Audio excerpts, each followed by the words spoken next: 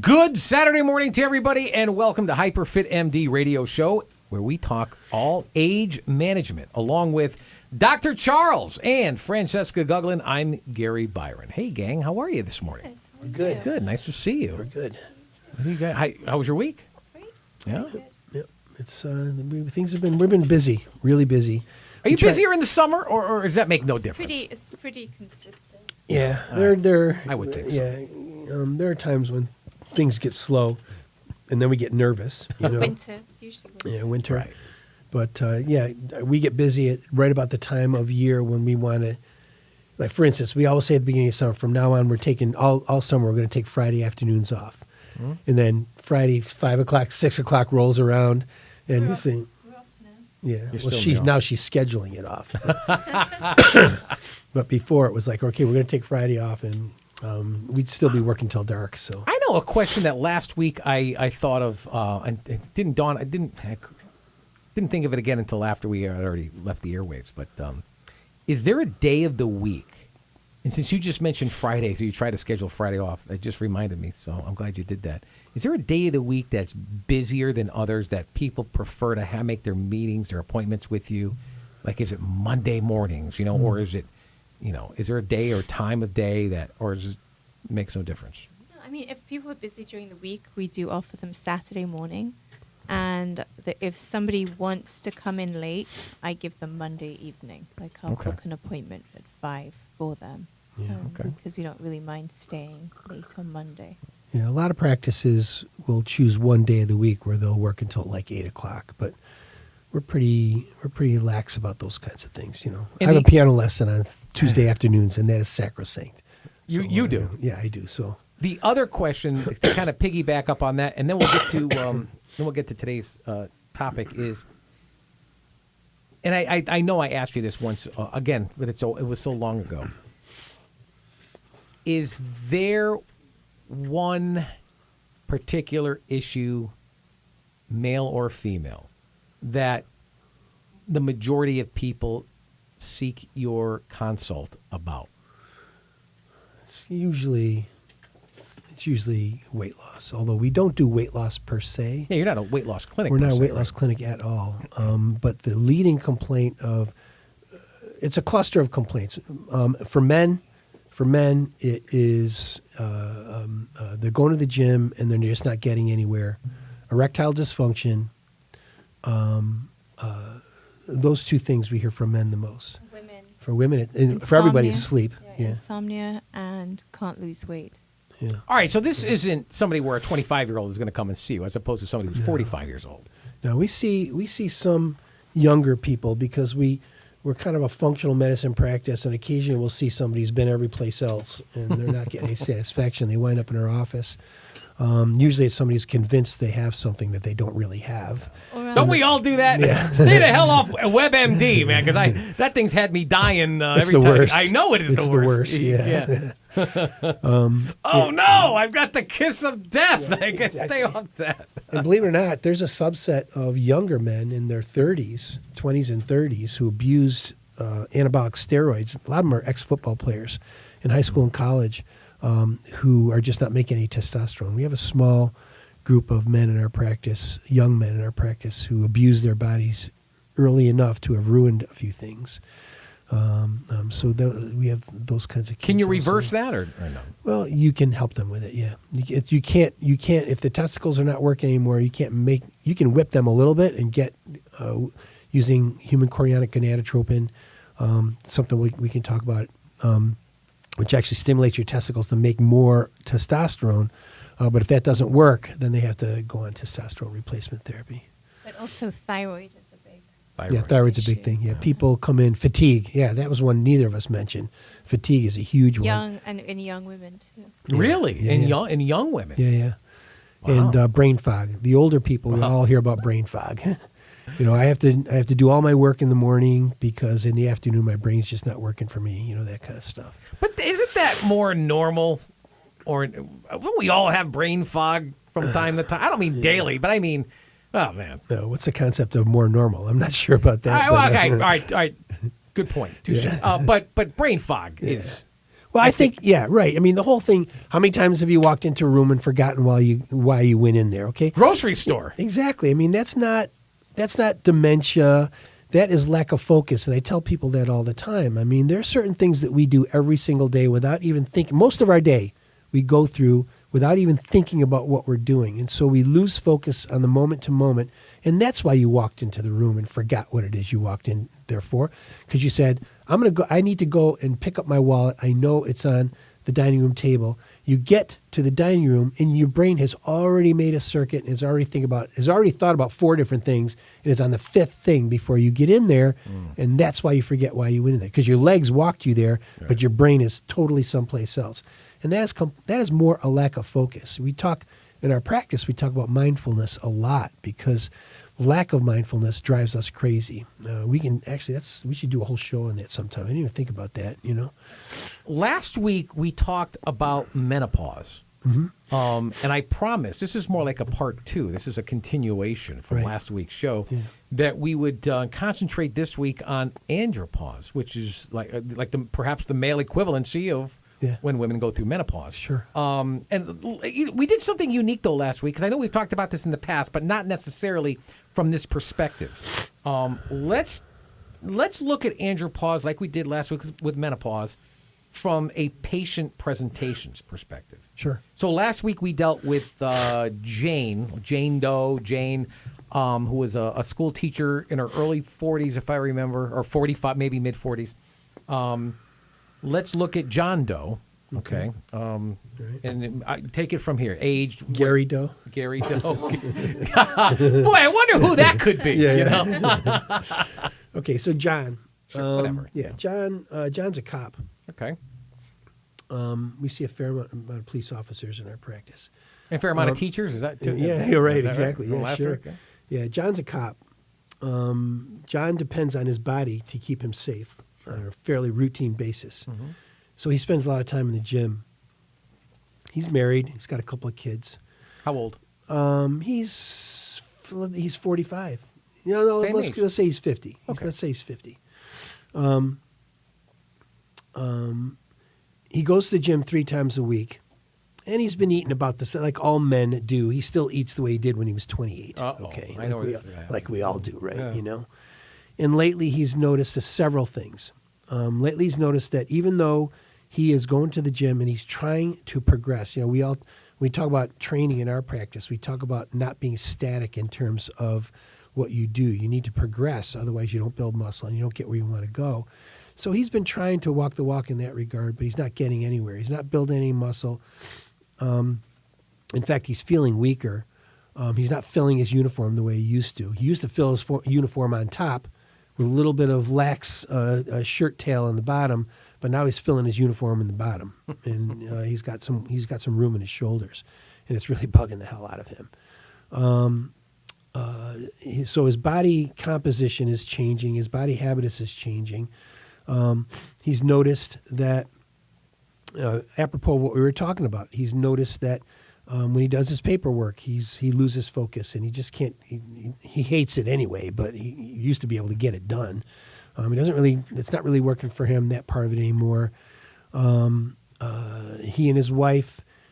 He was always like just after his wife, she's in the kitchen, she's up against the sink, and he's like on her, right? But those kinds of things are not happening anymore.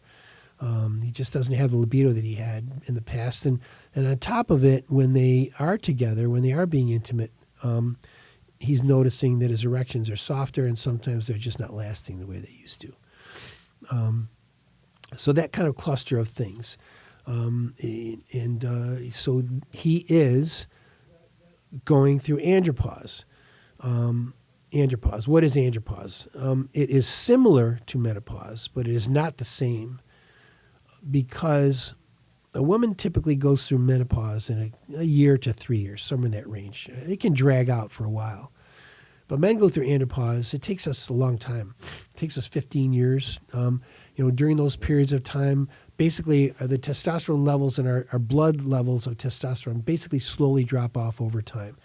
And as those levels drop off, these kinds of symptoms come to the fore. So what women feel the symptoms of menopause acutely we just get old, crabby, and fat. And the next thing with erectile dysfunction, then we look back and we say, oh my God, what has happened to me? That's the essence of andropause. It sneaks up on us. I'm listening to this and I'm like, oh yeah, some of this can resonate. Yeah. I guess, hopefully the good parts. Well, yeah. But how do you diagnose it? Good question. Well, a lot of it has to do with our conversation. A lot of it has to do with the conversation. Some of it has to do with blood work. Much of it has to do with blood work. But here's are the differences. When a woman has gone through menopause, you measure estrogen levels and they're 0. A woman becomes an empty bucket over a period of 2 to 3 years. Her estrogen levels drop to 0. Her progesterone levels drop to 0.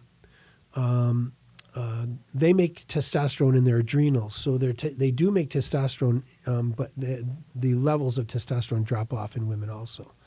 In men, the testosterone levels drop off slowly. So it really has more to do with symptoms than it does with blood work. I can look at a woman's blood work and tell her whether or not she's in menopause.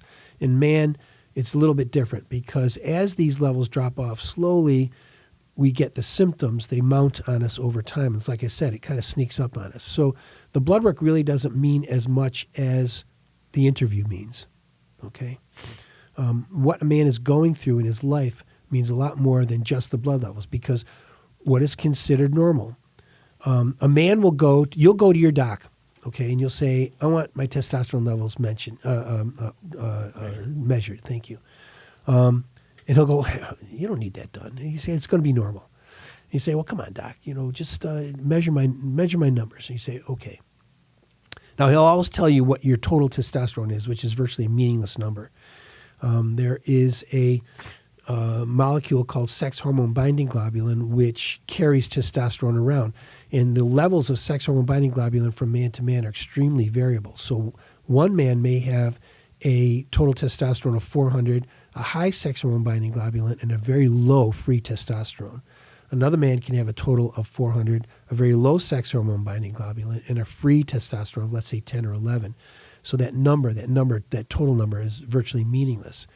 But the problem is that the powers that be in medicine have dictated that a normal testosterone level measures you, Gary Byron. How old are you? 51. Right. So you, Gary Byron, 51 years old, they're measuring you against 80-year-olds and 18-year-olds. You're definitely going to fall somewhere in the middle of that range of normalcy, okay? But that does not speak to how the fall off in testosterone levels in your blood is going to affect you, affect your body, affect your brain, affect your intimacy, affect your cardiovascular status, one of the things that are major issues in a man who's gone through andropause. So it's a little bit different because the blood does not mean as much as the story means, which is a really cool thing in medicine. How often you get to walk into a person's office, just tell them their story. We draw the blood work, okay, because we want to look at everything else. We don't just look at that, but look very deeply into everything from thyroid to all that other business. But quite frankly, in this particular circumstance, the story means as much as the science does. It sounds like is your body just metamorphosing? Is it in change? Is it always? I guess how do I articulate this? The changes that are occurring. Yeah. That you mentioned. Sure. Is it ongoing for that entire 15 years? Is it degenerating? Is that maybe the right word? Yeah, it is a matter of 15 years. Wow. It's 45 to 60, somewhere in that range. Okay, that was my next question. When do you start? Yeah. So I at 51, I am in andropause. Yeah. Oh, that's a soft term. Let's say in 51 you're on your way there, okay? Because andropause. I guess you would have to define andropause as a man with a testosterone level below the normal levels. But I think, in my mind, it is really much more of a soft definition. So I would say that you are in that journey. Let's call it a journey, okay? Because it takes 15 years. It's a long journey, It takes a lot of years. Let's not even put a number on it. It takes a while. So it is a journey. That I am on the onset of. Yeah, you're getting. So there. then, what would be my treatments then? Or John Doe's treatments John Doe's. and what you described. Well, a lot of it, again, has to do with the story. If John Doe comes to me with a testosterone level of, let's say, a free testosterone level that's in the mid-range somewhere, if he has no complaints in that regard, he's just coming to me for, let's say, a baseline. He wants to know where he is. We've talked about this before. A lot of our patients just come to us to find out where they are metabolically at that time in their lives so they can impact what happens as they get older. I'll tell him, well, you're doing okay at this point. I don't really think that we need to address, we need to get aggressive with hormonal therapy with you. Let's see how things go over a period of the years, But if he has all those complaints like we were talking about, to a certain degree, I don't care what his testosterone level is, okay? I mean, I look at it, but by the same token, I know that these come from a relative diminution of his serum testosterone levels, and so I'm going to optimize them. I'm going to get them, quite frankly, I'm going to get them where he gets to a point where he perceives changes, positive changes. So again, the numbers really don't mean that much. Okay. Positive changes. Yes. Can you elaborate on that? Yeah. He's starting to build muscle at the gym again. All right. Okay. His libido is coming back. Much of it is not measurable in the sense that you don't do a coronary angiogram on everybody who comes through the door. But optimizing testosterone levels, just like we talked about with menopause last week, is cardioprotective. It's extremely important in maintaining brain function, maintaining heart function, maintaining the function of virtually all your tissues, maintaining sexual function. We talked quite a bit about erectile dysfunction over the times that we've been doing these shows. So getting all those things back, when he starts to perceive a change, when those shoulders are coming back and the belly is starting to go away, because we've talked in the past, one of the things that we work a lot in our practice is belly fat, visceral adipose tissue. We've talked about this in the past. Both men and women, post-andropause and post-menopause, start to build visceral adipose tissue. That fat that encases the organs inside your belly, that stuff is metabolically active. It causes insulin resistance. It's one of the principal causes of metabolic syndrome. One of the things that we've talked about in the past. And so we do body comp analysis. We know how much visceral adipose tissue you have. And one of the things you asked to answer your question, we want to see that adipose tissue start to drift away. We want to see it go away. And once we start going away, we know we've got a handle on things. And then we work further to get that, to help them lose that. Folks, you are listening to HyperFit MD radio show. We talk about age management each and every show. Glad that you are on board this morning. You can contact Dr. Charles Guglin in one of a couple of different ways. He's got an email address. I would say this. Check out their website. It's fascinating. HyperFitMD.com. HyperFitMD.com. And they can communicate with us right through the website also. So yeah. Your website is. I'm sorry. Your email is also on your website. Emails are there. They can directly. There's a button they can push. Yeah. There's a button they can push. Yeah. There's a button they can push and communicate with us. C. Guglin, MD at HyperFitMDAMC.com. Also, his phone number is area code 203-890-9777. Just out of curiosity, Doc, how do you take testosterone? Good question. There's several different modes. Well, no. Oh. What's called the first pass phenomenon. When you swallow testosterone, your liver makes some pretty nasty molecules out of it. So you definitely do not want to do that. Glad I asked. Yeah, right. Men can give themselves a shot once a week. Sometimes I have them split their doses and give themselves a shot twice a week. We also do pellet therapy. Pellets are very simple. Make a tiny little incision on the top of your butt where that fat is and put testosterone pellets in there, and they kind of slowly melt over a period of 4 to 6 months to keep your levels nice and steady during that period of time. There are topical preparations.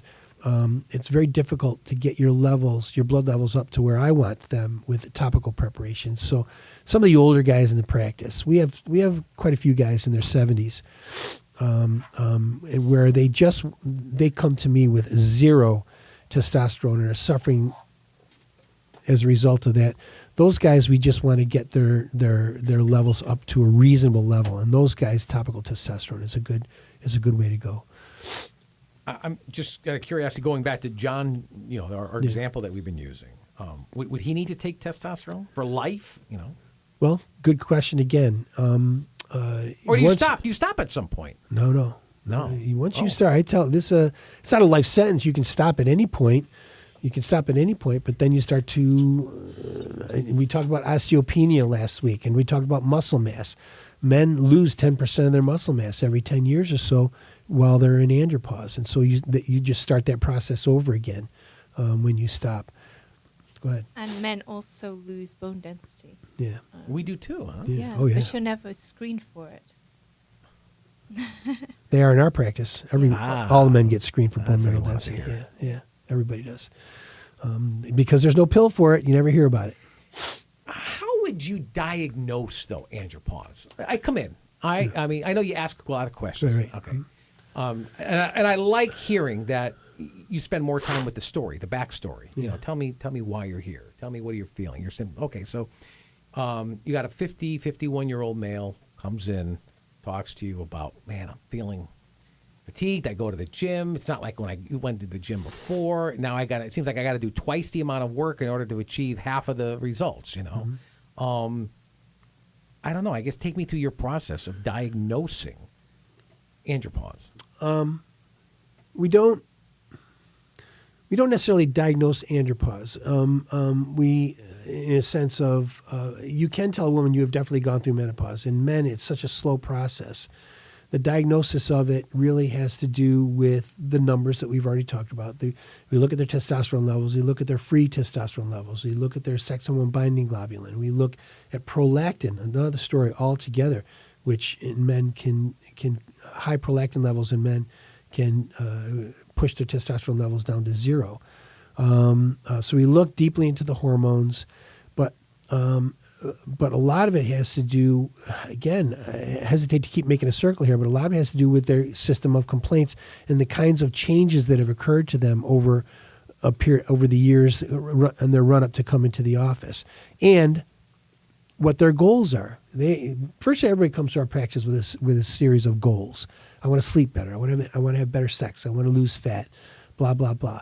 And if that, it's a very goal-oriented practice. It's a quality of life practice. And if I think that by optimizing a man's testosterone levels, I'm going to help him to achieve those goals, that's when he's placed on testosterone. But Doc, I just prescribe me the little blue pill, and I'll be on my way. And I'm not that overweight. I feel fine. I don't even go to the gym. I take the dog for a walk once a day, year round. I don't even care the weather elements. No sweat. All I need is the little blue pill. Yeah. Your answer to that is Go scratch. Find somebody else. Yeah. Basically. Really? Yeah. Why? Why though? Because that man has very obviously shown me that he's shown me that he wants a little blue pill. That's not what we have in our practice. The medicine, there are no little blue pills in medicine. Convince him of the alternative. Convince him of, well, you're looking at it from, the average person's perspective, because they're not educated in this. Well, what a lot of people say to me is, I want to get old naturally, and I ask them, what is kind of what you're talking about? I think here, unless what's the blue pill that you're talking about? Because Viagra is the little blue pill. That's what I mean. Oh, all right, okay. I apologize, 100%. I thought you were talking about a panacea, little. Oh, no, I meant he's erectile dysfunction, and he's not overweight. He's actually takes the dog for a walk. I'm happy to prescribe that for him. Absolutely. Oh, okay. Oh, I'm sorry. I completely took you for something. I thought the little blue pill is like a term without saying the brand name. Yeah. Okay. No, I apologize. I thought you were talking about some kind of panacea pill, which there is none. Right. Yeah. Okay. That I get. Yeah. That I can understand why you would say that. I prescribe that all the time. Yeah. Sure. Yeah, if their sole complaint is erectile dysfunction, I'll surf whatever wave they want to surf to get them where they want to go. But I do talk to them about the hormonal aspect of erectile dysfunction. You got to set the stage for success when it comes to erectile dysfunction. You really do. If there's many things that cause the problems. If you're a diabetic, let's say you've had prostate surgery, okay, for prostate cancer, the chances of me helping you, all those guys have already tried the blue pill. Okay, all those guys have tried all that stuff before they come to us. Success in that regard is a little bit difficult to achieve some level of success. Adult onset diabetics, erectile dysfunction is rampant in that community. And getting them back to where they want to be is sometimes difficult, and frequently hormonal optimization plays a role there. So it's a complicated puzzle that you kind of have to put together. But if somebody comes to me and they just want a little blue pill, I'm saying, okay, let's try it, see if it works. If it works, you're good to go. If it doesn't, come on back and we'll talk. It's not just a matter of, well, let's try testosterone first. Oh, I don't. I try not to. I'm not a salesperson. I'm not selling anything. What we sell in our practice is health. Okay, and if I perceive that person as needing, at least for us to take a look at their hormonal status before we move on to giving them a blue pill, then I'm going to tell them that's what I think. But I'll give them the blue pill anyway, because I'm a man. Well, they'll come back relate. if they're not I ready can for relate, yeah. testosterone. They'll come back in a year. It's the door's open. If maybe they're not ready for it this year, but next year they might be. I would imagine if you're on testosterone for any period, I got to wrap this up, any period of time, you have to gradually increase it as you age, the amount of testosterone? It has more to do with body habits and how much you work out. Okay. The more you're in the gym, the more you need. Folks, if you like this conversation that we've been having this morning on andropause or last week on menopause or any of the other topics of conversation that we've had on past episodes, please let us know. And you may want to maybe have a personal question that you'd like to contact Dr. Charles Guglin about. I would say do this. Check out the website first, hyperfitmd.com. Once again, hyperfitmd.com. If you want to send him an email, that's easy to do as well. Simply email cguglinmd, CGUGLINMD at hyperfitmdamc.com. And please make sure you set up an appointment. Give them a call, area code 203-890-9777. Very easy. 203-890-9777. And they're located, by the way, on 88 Noble Avenue, Suite 105 in Milford, Connecticut. For Dr. Charles and Francesca Guglin, I'm Gary Byron. Until next Saturday, have a good one, everybody. So long.